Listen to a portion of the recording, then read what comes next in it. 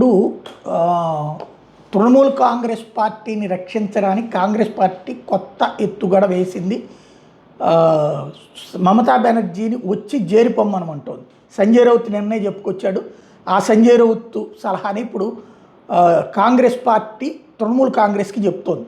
ఏంటయ్యా అంటే వాళ్ళ ఎమ్మెల్యేలు ఎంపీలు అంటే తృణమూల్ కాంగ్రెస్ పార్టీలు విలీనం చేసేస్తే అప్పుడు ఈ ఎమ్మెల్యేలు ఈ ఎంపీలు అంటే ఎమ్మెల్యేలు పక్కన పెడదాం, ఎంపీలు కాంగ్రెస్లో విలీనమైనట్టు అవుతుంది.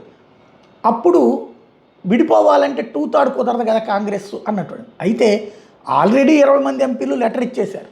ఇంకా మిగిలిన 10 మంది కోసం కాంగ్రెస్లో విలీనం ఎందుకు అన్నటువంటిది మమతా బెనర్జీ, అభిషేక్ బెనర్జీల ఆలోచన. రాజ్యసభ సభ్యులు కూడా ఉన్నారు కదా, వాళ్ళు ఆ 13 మందిలో 2 చేత ఇప్పుడు రాజీనామా చేయించారు. రాబోయే 6-7 నెలల్లో మిగతా వాళ్ళు కూడా రాజీనామాలు చేసేస్తారు. ఆ 13 మందిని మనం కాపాడుకున్నట్టు ఉంటుంది అన్నటువంటిది కాంగ్రెస్ చెప్తోంది.